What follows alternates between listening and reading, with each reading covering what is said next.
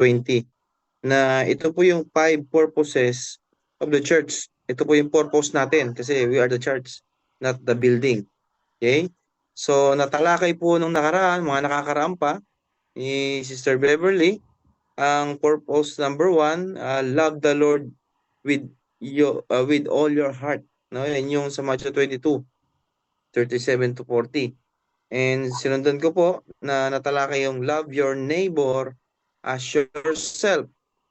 And pumunta na po tayo sa Matthew 28 kasi ito po yung Great Commission na ating pong pinag-aaralan para mabalikan lang po natin saglit. Ano?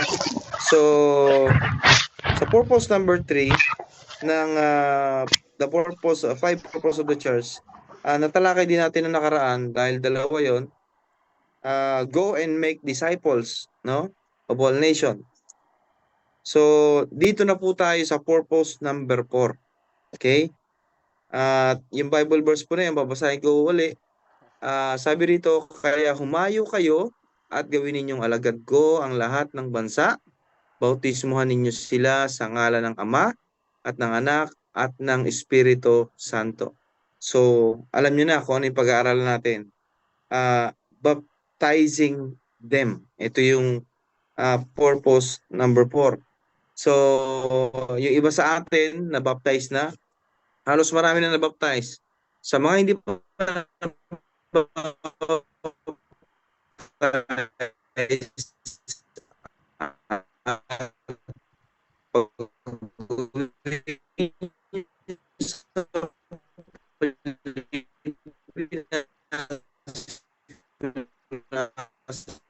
ibang bansa man. Ngayon pa lang, mauunawaan niyo na kung baka po ngayon, pero pwede natin hallelujah.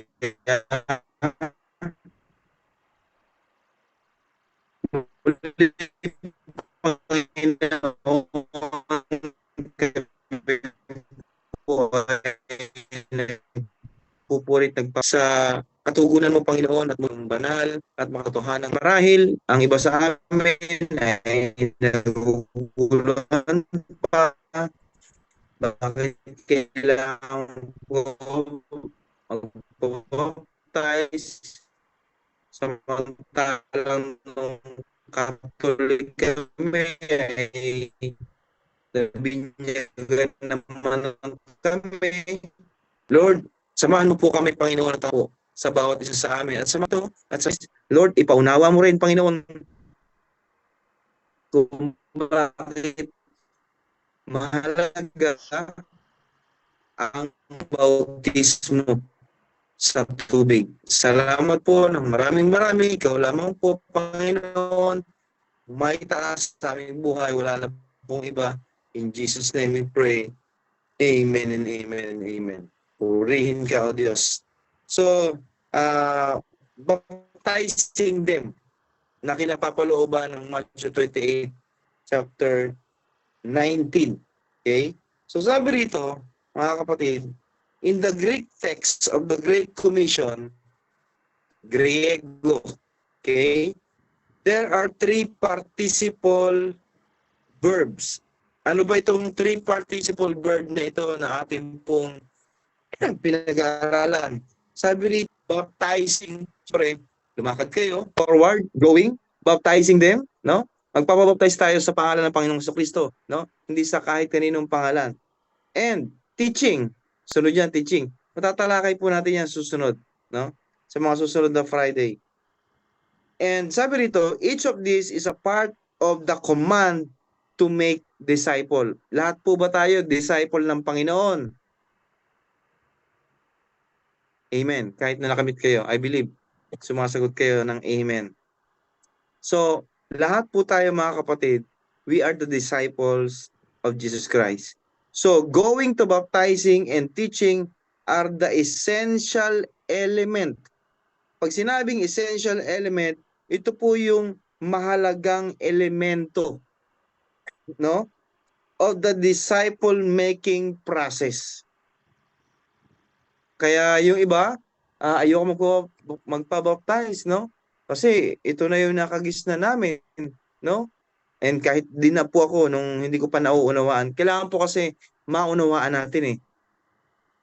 maunawa natin bago natin sumunod, bago tayo sumunod. Amen?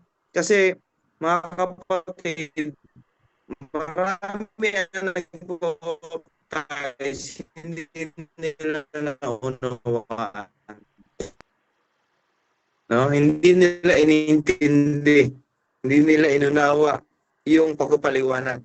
So, mapalad po tayo at tayo po muli ay nire-refresh ng katuroang ito. At ang sabi rito, at first glance, sa unang sulyap, you might be wonder why the Great Commission gives the same prominence to the simple act of baptism as it does to great task of evangelism and edification. Bakit kaya kailangan magpabaptize pa? Bakit kailangan pabaptize pa? So, sabi rito, mga kapatid, obviously, mention it by accident. Hindi po aksidente. Why is baptism so important to warrant inclusion in Christ's Great Commission? Yan. Bakit daw? Napaka-importante. Why is baptism so important? Yan. So I believe it because it symbolizes one of the purposes of the church. Ito po ay sumisimbolo, mga kapatid. At ito po yung purpose ng ating Panginoon sa ating mga buhay. No? Even si Jesus Christ, mga kapatid, ay nagpabautismo kay John the Baptist. Amen? Kaya, mga kapatid, sabi rito, I believe it because symbolizes one of the purposes of the church, fellowship. Ibig sabihin, ito po yung fellowship identification with the body of Christ. Nakikipag-fellowship tayo, no, sa Panginoon. Kaya po tayo kasi we are the body of Christ. Dapat maunawaan natin yan. And as a Christians, mga kapatid, we're called to belong. Tinawag tayo para maging kabahagi ng ating Panginoong Diyos, not just to believe. Sabi rito, we are not meant to live lone ranger lives.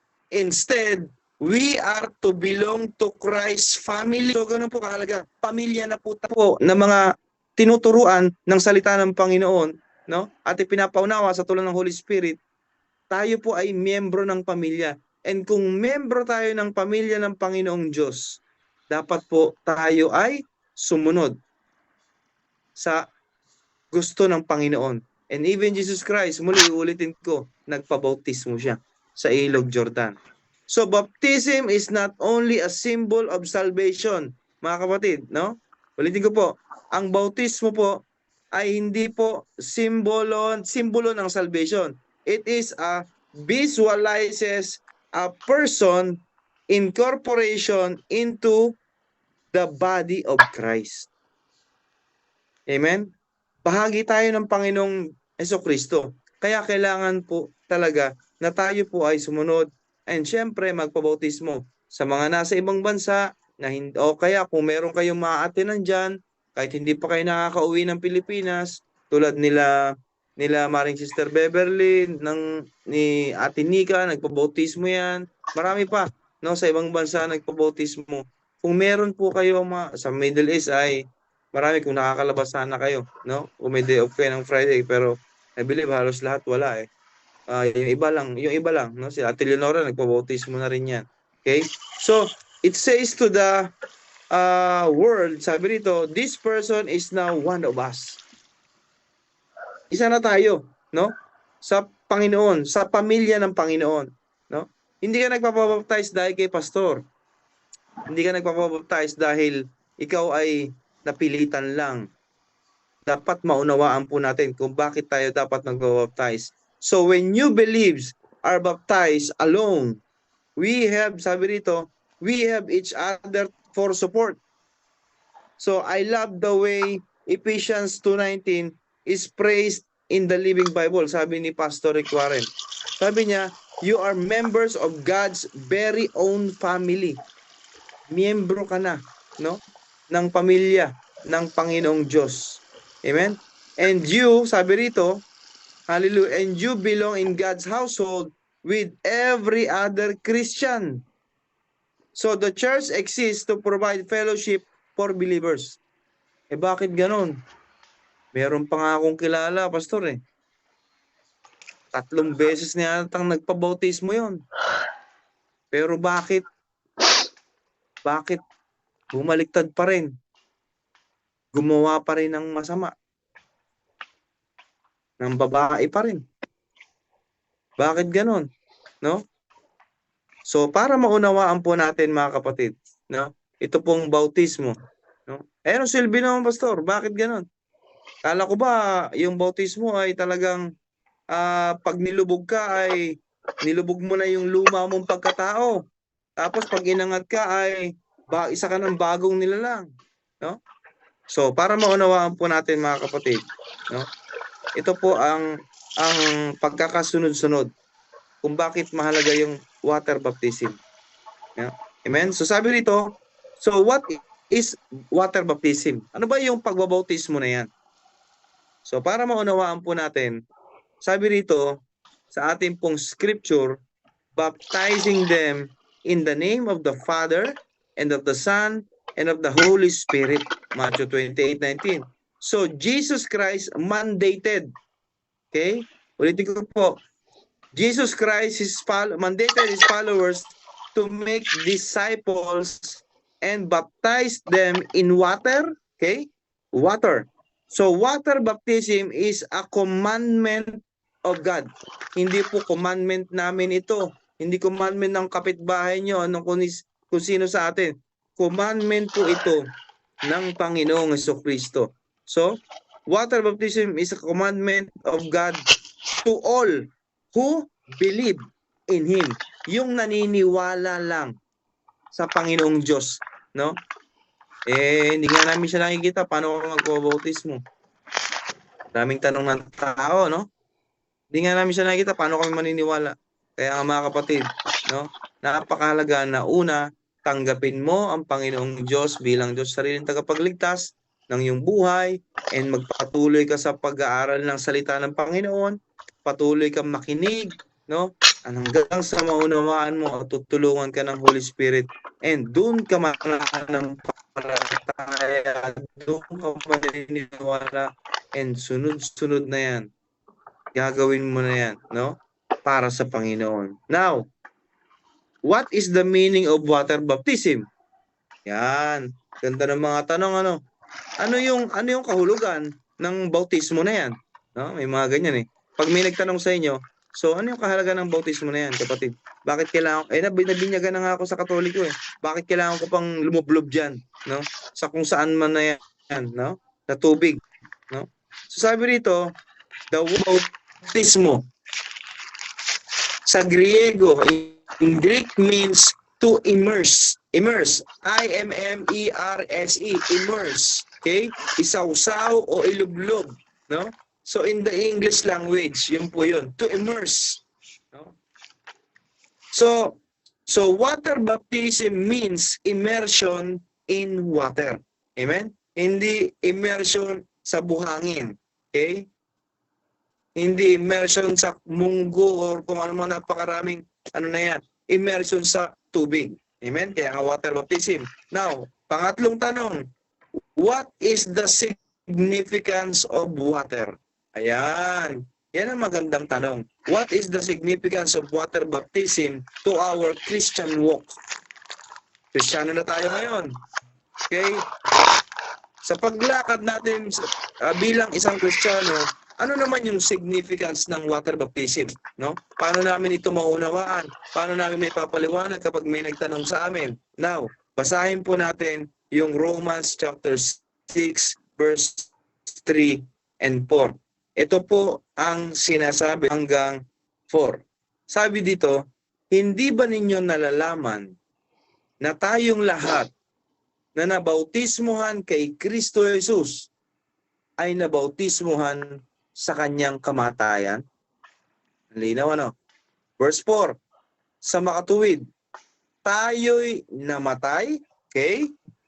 At inilibing, nakasama niya sa pamamagitan ng bautismo upang kung paanong binuhay na muli si Kristo sa pamamagitan ng dakilang kapangyarihan ng Ama, tayo na may mabuhay sa isang bagong pamumuhay.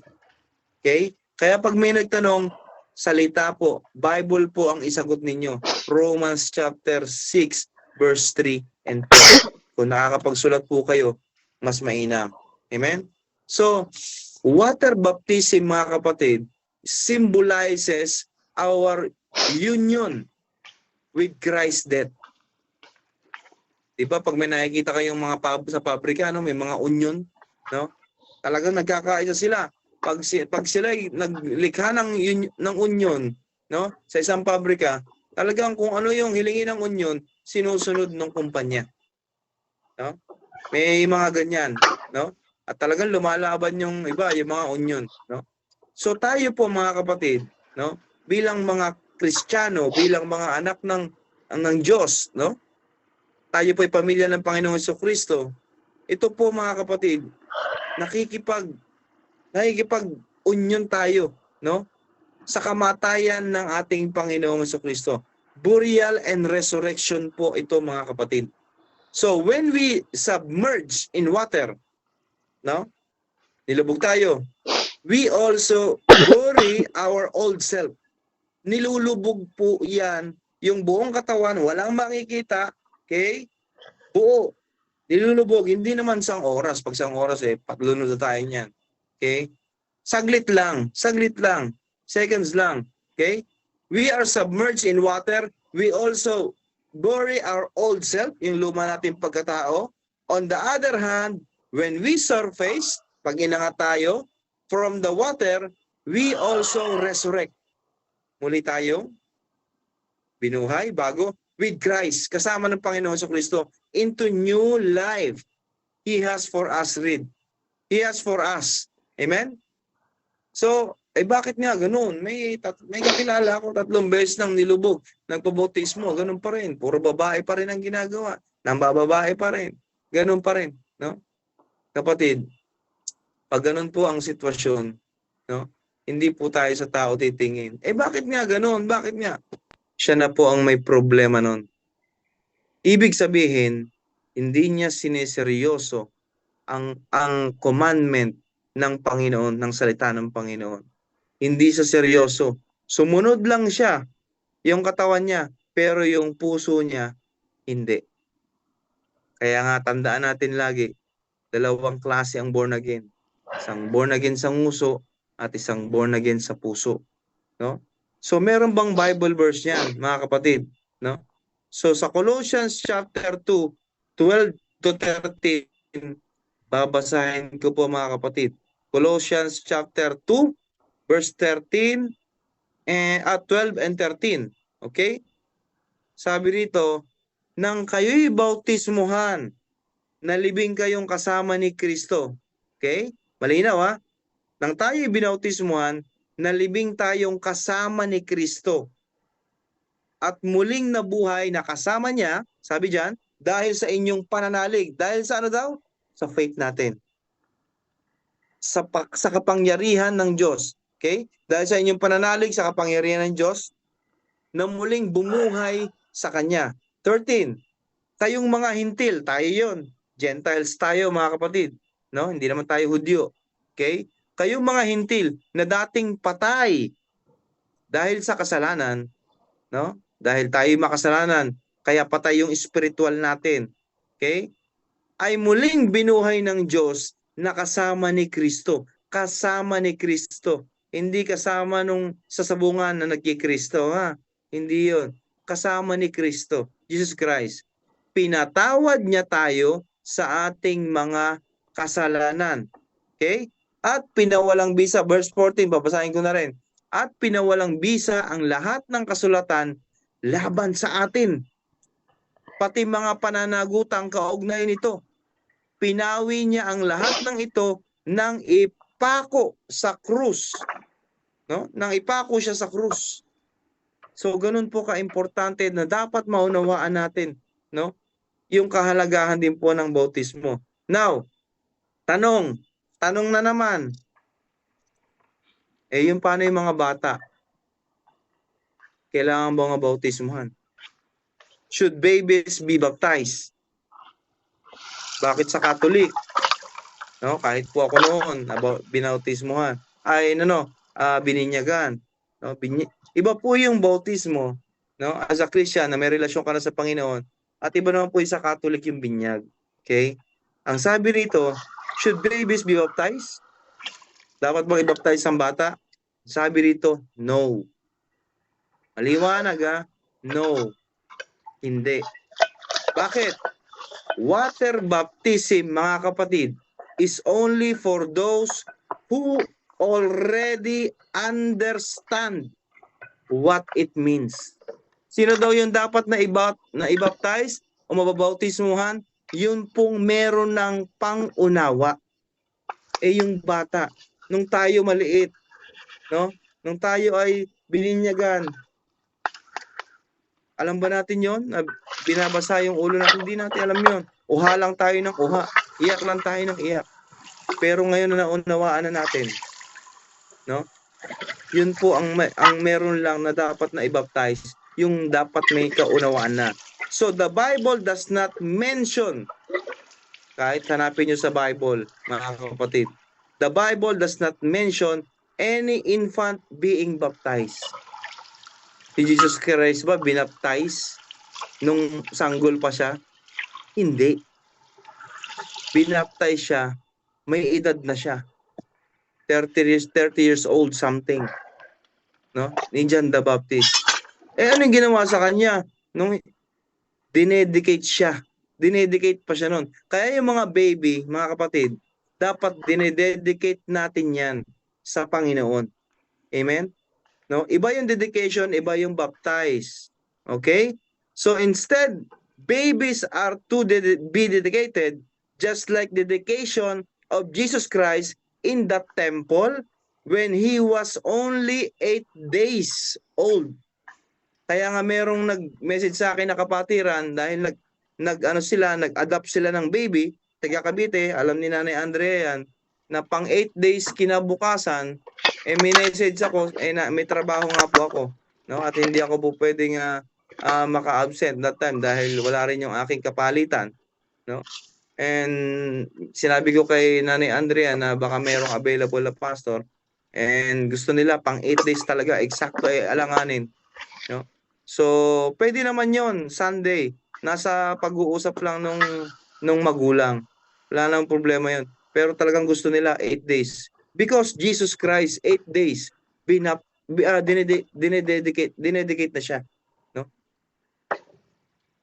Dinedicate na agad siya. So, sabi ng Lucas chapter 2, verse 21, no? Sulat niyo po yan, baka may magtanong sa inyo. Lucas chapter 2, verse 21 and 22. Okay?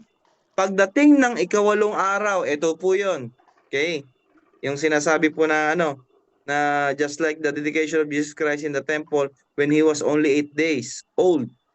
Pagdating ng ikawalong araw, ay tinuli ang bata. Tinuli. Okay? Circumcise. Tinuli ang bata at pinangalan ng Jesus. Ang pangalang ibinigay ng anghel bago pa siya ipinaglihi. 22. Nang dumating ang araw ng paglilinis sa kanila, ayon sa kautusan ni Moises, sila'y pumunta sa Jerusalem, dala nila ang sanggol upang iharap sa Panginoon. Upang iharap sa Panginoon. Basahin ko po yung 23.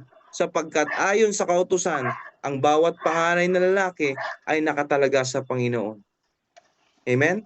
So malinaw, mga kapatid, no? Puro tanong ito, no? Now, tanong uli mga kapatid. Okay? What are the requirements of water baptism? Ano ba yung mga dapat na o kailangan na mga requirements na yan sa pagbabautismo? Para sa mga hindi pa nagbabautismo, no? So, number 1, mga kapatid, 3 bagay. Number 1, repentance from sin. Repentance from sin. Dapat po magsisi po talaga tayo ng buong puso. Hindi buong uso. Okay? Buong puso talaga. Kasi pwede mong madaya ang pastor na magbabautismo sa iyo. Na nagsisisi na po ako, sa nguso lang pala. Pero pagdating sa puso, hindi pala totoo. Sa Diyos, hindi tayo makakalusot, mga kapatid. Kaya ang requirements ng water baptism, number 1, repentance from sin. Dahil sinasabi sa Bible, may Bible verse ba ito? Meron po. Ang sabi sa Acts chapter 2, verse 38. Ang sabi diyan, mga kapatid, ay ito. Okay? Sumagot si Pedro, pagsisihan ninyo't talikdan ang inyong mga kasalanan at ano daw sabi?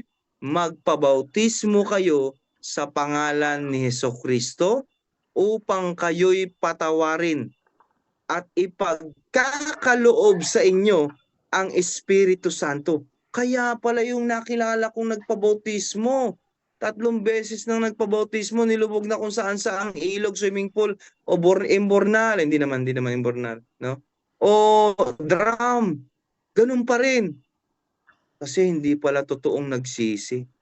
So ngayon alam na po natin. Alam na po natin, no? Kaya napakahalaga, mga kapatid, na talagang totoo tayong magsisi. At anong sabi? Talikdan. Ibig sabihin, talikuran yung kasalanan.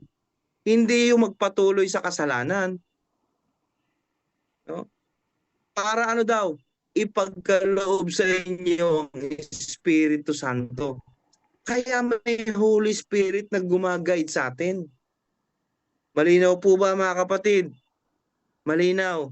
Okay. Kasi kung nagpabautismo tayo, ilang beses tayong nilubog, pero nagpapatuloy pa rin tayo sa kasalanan, lalayas ang Holy Spirit. Lalayas ang Holy Spirit, mga kapatid. Okay? Magtatampo, iiyak. No? Amen. So ano yung number 2 na requirements sa water baptism? Number 2, faith in Christ. Tunay na pananampalataya sa Panginoong Hesukristo talaga. Tunay na pananampalataya kay Hesukristo. So may Bible verse po ba yan? Meron po. Mark chapter 16, verse 16. Nang sabi rito, who believes and is baptized will be saved. But whoever does not believe will be condemned. Okay? So sa Tagalog, Mark 16:16. Para mas malinaw, lahat naman tayo dito Pilipino. Ang sumasampalataya at mabautismuhan ay maliligtas. Ngunit ang hindi sumasampalataya ay parurusahan. Bakit yung kasama ni Jesus Christ doon sa krus ng Kalbaryo na namatay, hindi naman nabautismuhan niya na? Bakit napunta sa langit? No? Gandang tanong yan, mga kapatid. No? Yun po ay kalooban ng Panginoon. Meron din namang mga napunta sa langit na hindi na-baptize. Yung na-rapture na agad, no? Dalawa yun eh. Nakalimutan ko lang yung pangalan ng dalawa na yun eh. Amen? So, hindi na ako babaptize, mga kapatid. Mahalaga pa rin po magbabaptize, no? Iba sila. And tayo na ngayon, sa panahon natin ngayon, kailangan po talaga natin magpabaptize. Lalo, naunawaan na natin ngayon. Amen? Kung ano yung kahalagahan ng bautismo. Number 3, okay, ulitin ko po, yung requirements ng baptism, repentance from sin, faith in Christ, and number 3, commitment to Christ. No, yan po yung mga requirements. Commitment to Christ. Hindi yung kung kani-kanino tayo nakikipag-commitment. Okay? Una muna ang Panginoon. Amen? So, Matthew 28:19, therefore go and make disciples of all nations, baptizing them in the name of the Father, and of the Son, and of the Holy Spirit.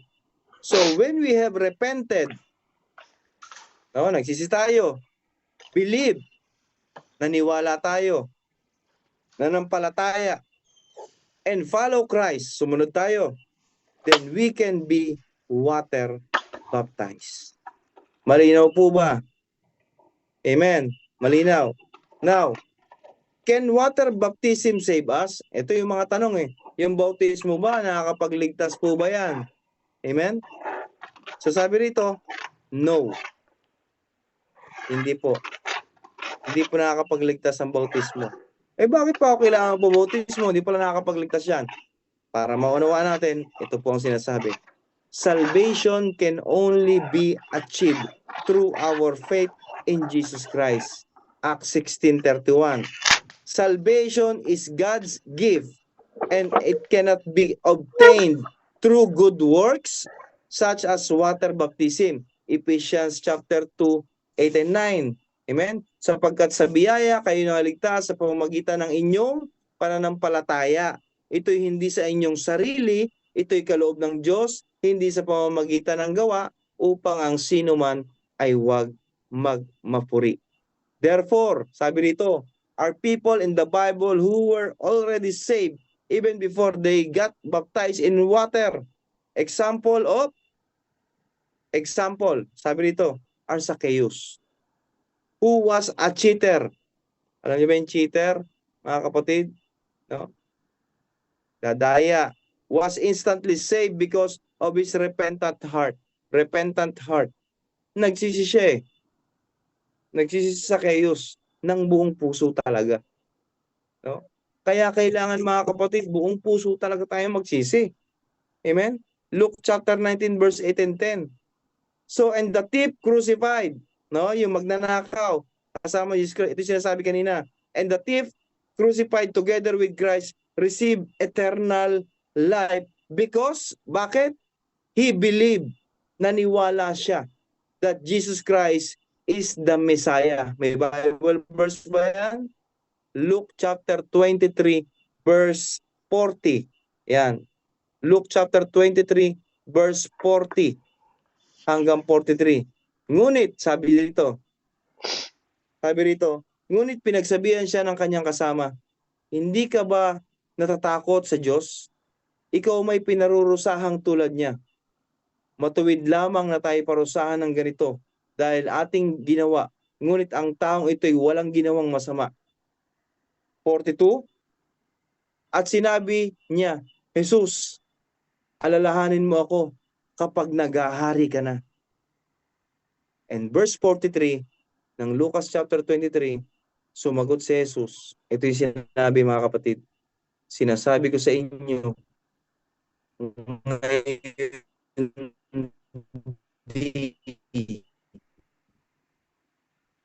isasama kita sa paraiso. Pagkamatay, automatic. Bakit? Naniwala kasi. But it is a fruit or a result of our salvation. Fruit or result of our salvation. Now, why do we need to be baptized? Bakit kailangan natin mabaptize talaga? Amen? Lapit na po. There are 3 answers, mga kapatid. O 3 answers to this question. Number 1, to obey God's command. Water baptism is a commandment to all believers. To all believers. Matthew 28:19. Alam natin yan, no? Number 2, to show our faith. Water baptism is our seal. Sinelyuhan na po tayo as a believer in Christ. Mark 16:16, yung binasa ko po kanina. So, if we have faith, mga kapatid, then we should be baptized. Acts chapter 8, 12, 13. No? Just as faith without work is dead. James 2:26. So, is faith without obedience to the commandment of water baptism. Amen? So, number 3, to fully follow Christ Jesus was baptized by John the Baptist. See? Sabi nito, even Jesus Christ, sumunod, no? Obedience to all the Father had commanded of Him. Yung nagsugo sa Panginoong Jesucristo, sumunod din siya no? Sa Ama, no? Mark chapter 3, 13, 15. Basahin ko po, no? Mark chapter 3, verse 13 hanggang 15. Nang sabi rito, pagkatapos ay umahon si Jesus sa kaburulan kasama ang kanyang mga pinili. Humirang siya ng 12 na tinawag niyang mga apostol upang maging kasama niya suguing mangaral at bigyang kapangyarihang magpalayas ng mga demonyo. Amen? So, Jesus sets an example for us to follow, mga kapatid. Now, in whose name are we baptized? Kaninong pangalan tayong baptized? So sabi dito, Jesus Christ commanded us to be baptized in the name of the Father. Kaya ingat kayo mga kapatid ha. Baka mamaya nagpabautismo kayo sa pangalan ni Pordopio, no? Sa pangalan ni ganito, no? Cordapia, hindi ganon. Sa pangalan ng Ama, ng Anak, at ng Banal na Espiritu. Dapat po alam natin yan, lalo sa mga bago, lalo sa hindi pa nababautismuhan. Amen? So, Matthew 28:19 po muli yan. And bilang pagtatapos, kailan, no? Kailan ako dapat mag-baptize? When should we be baptized? So, when we have already understood what it means, amen? Kung ano yung talagang naunawaan na natin, kung ano yung kahalagahan ng bautismo, it is time to be baptized. Ngayon naunawaan nyo na, no? Kung may pagkakataon kayo at may malapit diyan sa inyo, sa lugar na bansa na pinagtatrabaho nyo, may kakilala kayo, naunawaan nyo, napakinggan nyo, naunawaan nyo yung mensahe ngayon, pwede na po kayo mag-baptize.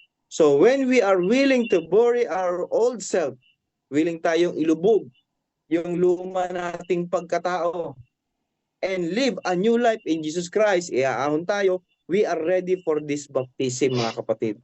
So if we sin, eto na, if we sin, kapag daw nagkasala muli tayo, no? If we sin after we are baptized, we must remember that we are dead.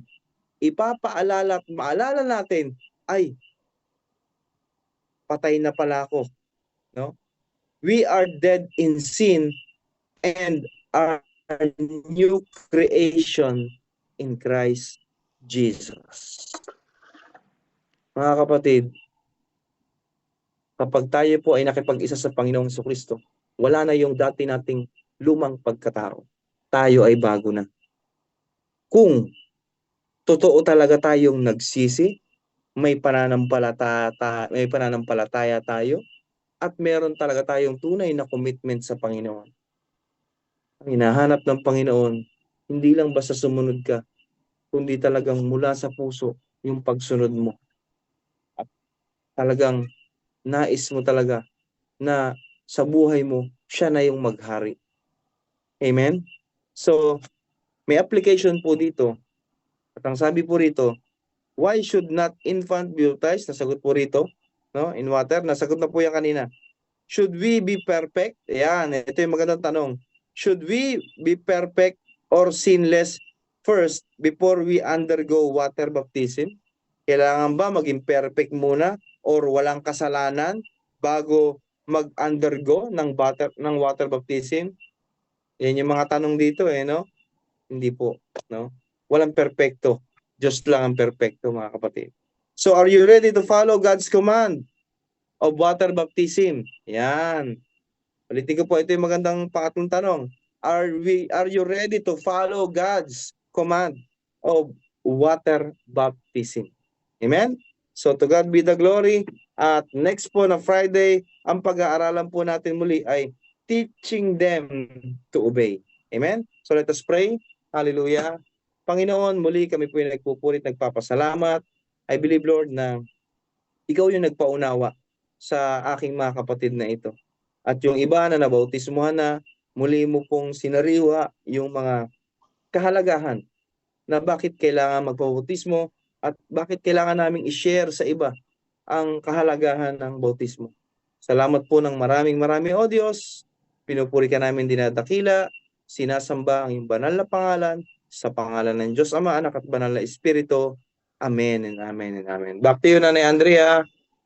Amen po. Maraming salamat po sa buhay nyo, Pastor Randy. at sa napakamapagpalang mensahe ng Panginoon. It's about baptism or water baptism, no po.